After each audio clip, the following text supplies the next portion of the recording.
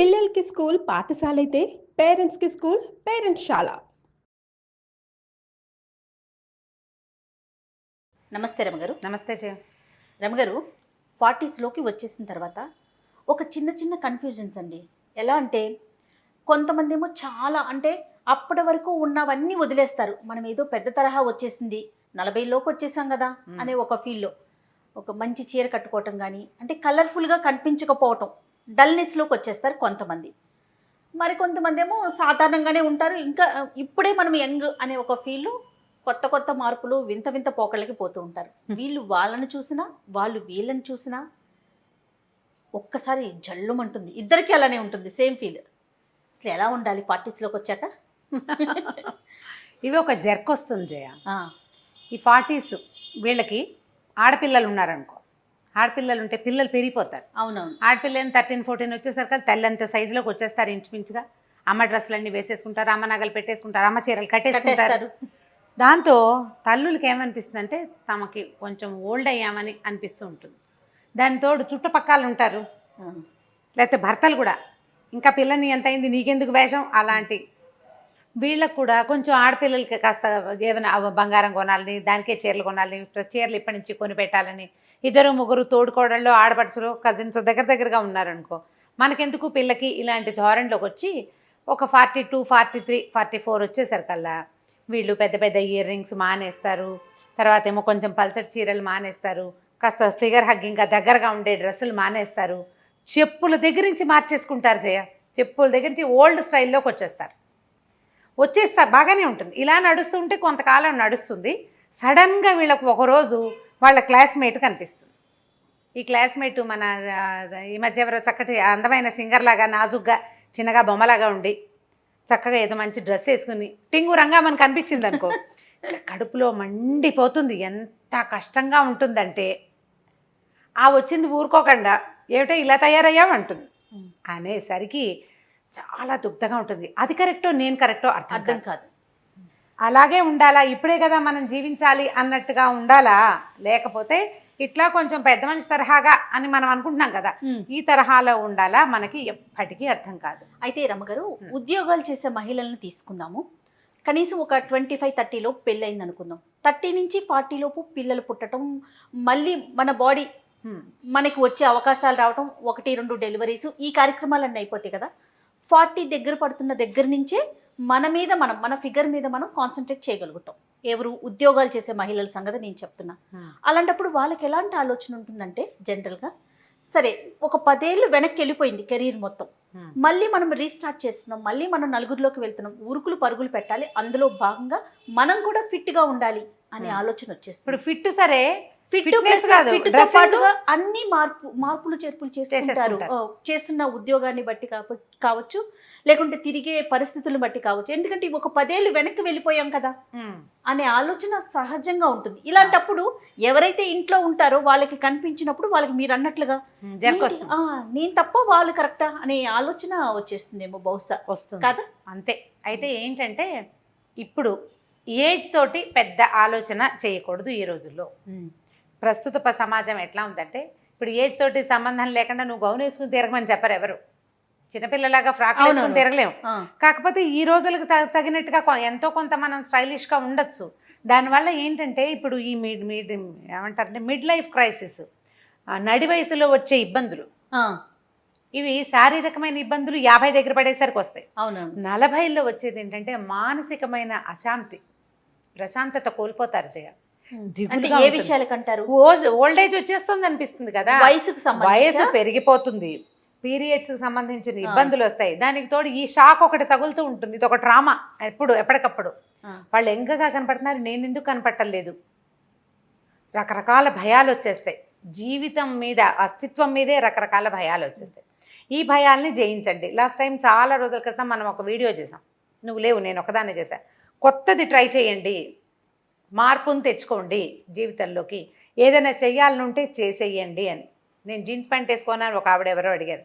వేసుకోండి, దాని మీదకి సరిపడా ఒక పెద్ద చొక్కా వేసుకోండి, మరి మీ అమ్మాయి వేసుకుని షర్ట్ కాకుండా అని చెప్పేది. ఏదో ఒకటి చెప్పాలి. ఇప్పుడు ఏంటంటే మనం ఇలా షాక్కి గురయ్యేలాంటి పరిస్థితులు ఉన్నాయి ఇప్పటికీ కూడా. ఇప్పుడు ఎవరు అట్లా లేరు అని వస్తాయి మనకు కొన్ని కామెంట్లు, ఇప్పటికీ ఉన్నారు.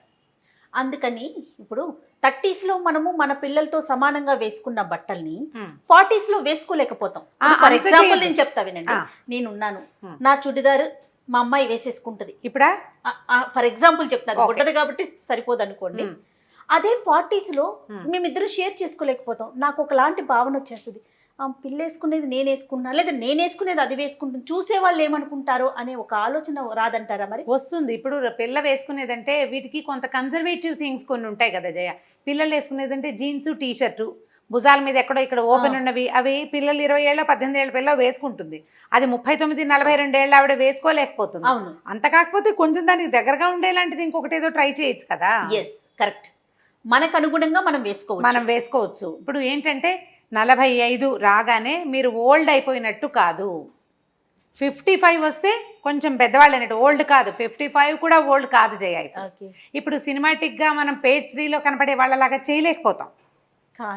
కానీ మీకు మీ మనసుకి తగినట్టుగా, వయసు అని చెప్పట్లేదు, మీ మనసుకి తగినట్టుగా మీకు భావాలు కనుక కొంచెం మామూలు భావాలు ఉంటే దానికి తగ్గట్టు ట్రై చేయండి. మీకు జర్క్ తగిలి ఎవరైనా షాక్ ఇచ్చి మీకు వాళ్ళలాగా మీరు చేస్తే ఓవర్ యాక్షన్ చేసినట్టు ఉంటుంది. అలా కాకుండా మీరు 30s నుంచి 40sకి ప్రయాణం చేసేటప్పుడు ప్రయాణాన్ని ఏజ్ దానంతట అది పోతుంది.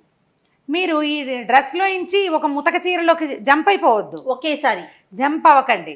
స్లోగా తీసుకురండి చేంజ్. పెద్ద పెద్ద ఇయర్ రింగ్స్ పెట్టుకోవటము, మెడలో ఏదైనా ట్రెండీగా 1-2 వస్తువులు వేసుకోవటము, గాజులు వేసుకోవటము, వేసుకోకపోవటము, చెప్పులు, అన్నీ కూడా. ఇప్పుడు నేను ఒక పెద్ద చీర బార్డర్ ఉన్న చీర కట్టుకుని పెద్ద బొట్టు పెట్టుకుని చెవులకి ఏవో దుద్దులు పెట్టుకుని వెళ్తే నాకు చూపించే చెప్పులు ఒక రకంగా ఉంటాయి. నేను కొంచెం సన్నటి చీర బాగా నైస్గా ఉన్న చీర కట్టుకుని వెళ్ళాను అనుకో, చెప్పులు వేరేవి చూపిస్తాడు. నువ్వు చెప్పుల షాప్ దగ్గర నుంచి చూడండి, ప్రతి చోట అలాగే ఉంటుంది. మనల్ని బట్టే కదా వాళ్ళు, మనల్ని బట్టే కదా. ఒకవేళ ఇలాంటి జర్క్ కనుక మీరు తగిలితే ఒకేసారి వాళ్ళ దాకా వెళ్ళిపోకుండా మీ నుంచి మీరు కొంచెం వెనక్కి రండి. ప్రధానమైంది, చాలా ముఖ్యమైనది మనసు. నాగేశ్వరరావు గారు ఎప్పుడు చెప్తుంటారు, బహుశా వినే ఉంటారు మీరు, ప్రతి ప్రసంగంలో ఆయన ఇదే మాట చెప్తారు. 70s కూడా ఇదే మాట రమ్మగారు, వయసు వచ్చింది నా శరీరానికి, మనసుకు కాదు అంతే. పదే ఈ మాట నాకు ఎంత గుర్తో. మనసు అది కదా ప్రధానం. ఇప్పుడు జర్క్ తినేది శరీరం కాదు, మనసే. ఎవరినైనా చూడంగానే జర్క్ మనం ఒకేసారి బెంగ వచ్చేస్తుంది మన మీద. మనకి ఇదేంట్రా దేవుడా, వీళ్ళు ఇంత బాగున్నారు, నేనేమిటి ఇలా ముస్లిం అయిపోయానండి. సడన్ గా మీరు మేకప్ మార్చేస్తే వెగటుగా ఉంటుంది. అందుకని జర్క్ తీసుకోవద్దు, జర్కుల్లోకి వెళ్ళకండి. హుందా అయిన ప్రవర్తనతోటి ఉండండి. ఈ ఏజ్కి నేను ఇలాగే బిహేవ్ చేయాలి అనే ధోరణికి అందులోంచి బయటకు వచ్చేయండి. ఈరోజు అట్లా లేదు, అందుకని ఇప్పటి వేషాలు కూడా వేయకూడదు. ఆ మాట ముందే చెప్పాను, హుందాగా అని చెప్పాను, ఆ పదం చెప్పాను కదా.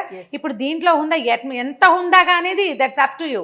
నీ యొక్క పరిస్థితి, నీ ఆర్థిక పరిస్థితి, నీ యొక్క సామాజికమైన పరిస్థితి, మనం తిరిగే మన సర్కిల్, మన ఫ్రెండ్స్, మన సర్కిల్. ప్రధానమైనది ఏంటంటే జయ, ఇదివరకటికి ఇప్పటికి తేడా ఎక్కడొచ్చిందంటే చెప్పనా, మనం అమీర్పేటలో ఉన్నాం అనుకుందాం. ఇదివరకటి అమీర్పేట ఒక రకం, అమీర్పేట నుంచి కొంచెం ముందుకెళ్తే ఈ ఎస్ఆర్ నగర్ మనం ముందుకెళ్ళామనుకో, సన్న కుకట్పల్లి అవి పాతగా మన చిన్నప్పటి ఊళ్ళలా కనపడేవి ఇది వరకు. ఇప్పుడు తర్వాత కాలంలో ఇంకో కుకట్పల్లి పెరిగిన తర్వాత కొంచెం చందానగర్, మియాపూర్ పాతగా ఉండేవి. ఇప్పుడు చందానగర్, మియాపూర్ కూడా పాతగా లేదు. ఎక్కడికక్కడ ప్రపంచం పెరిగిపోతూనే ఉంది. మనం రెగ్యులర్గా ఎవరితోటి కలుస్తామో అదే మన సర్కిల్. ఇప్పుడు ఎక్కడో ఊరవతల ఇల్లు కొనుక్కుని వెళ్తున్నాం, ఓ ఫ్లాట్ కొంటాం, అక్కడ 100 మంది ఉంటారు సమాజం, అదే మన సోషల్ సర్కిల్. అంతే. మన చుట్టాలు పల్లెటూరులో ఉన్న వాళ్ళు కాదు మన సర్కిల్. మన సర్కిల్ మనం రోజు ఎవరితోటి కలుస్తామో, ప్రతిరోజు గుడ్ మార్నింగో గుడ్ ఆఫ్టర్నూనో ఎవరికి చెప్తామో, ఎవరితోటి చెప్పించుకుంటామో, అది మన సమాజంగా ఈ రోజున ఉన్నది. ఇప్పుడు మనం అక్కడ షాపుల్లోకి వెళ్తాం, అక్కడ హోటల్స్కి వెళ్తాం, అక్కడే మన పిల్లలు స్కూళ్ళకి వెళ్తారు, అక్కడి నుంచే కాలేజీలకు వెళ్తారు. అదే కదా మన సమాజం. సో చిన్న ఆ పెద్ద గుంపుల నుంచి విడిపోయాం, ఈ చిన్న గుంపులో కొత్త గ్రూప్ తయారవుతుంది. వాళ్ళంతా కాకపోయినా మీరు వెనకబడి ఉన్నానని మీకు అనిపిస్తే, ఇది నేను అందరినీ ఈ పని చేయమంటున్నానని మీరు ఎంకరేజ్ చేస్తున్నానని భావించద్దు. ఆ తరహా ప్రశ్నలు కూడా తీసుకురావద్దు. వెనకబడి ఉన్నామేమో అన్న భావనతోటి దిగులుబడి డిప్రెషన్కి లోనయ్యి మీరు బాధపడి ఇంట్లో వాళ్ళని బాధ పెట్టకండి. వెనకబడి ఉన్నామనిపిస్తే పెద్ద స్టెప్పులు తీయద్దు, 1 స్టెప్ తోటి ముందుకెళ్ళండి. ఏదైనా సరే ఒక స్టెప్, స్లోగా స్టెప్స్లో, బేబీ స్టెప్స్లో నుంచి పెద్ద స్టెప్పులు వెళ్ళండి నిదానంగా. ప్రధానమైనది జర్క్స్ తీసుకోవద్దు. మిడ్ లైఫ్లో జర్కులు చాలా ప్రమాదకరం. దానివల్ల విపరీతమైన డిప్రెషన్స్ వస్తాయి. ఉమ్. ఈ వచ్చే మిడ్ లైఫ్లో వచ్చేటువంటి డిప్రెషన్స్ హార్మోనల్ ఇంబ్యాలెన్స్కి కారణం. ప్రధాన కారణం అవుతాయి. ఒకటి హెయిర్ లాస్, ఇంకా తొందరగా ఏజింగ్లోకి వెళ్ళిపోతారు, వయసును ఇంకా పెంచేసుకుంటారు మీరు. కాబట్టి ఆ పరిస్థితుల్లోకి వెళ్ళబోకండి. జర్క్ తినకుండా ఉండాలంటే ఏం చెయ్యాలో చూడండి. తప్పకుండా. అంతే. నమస్తే రమ్య గారు. నమస్తే జయ.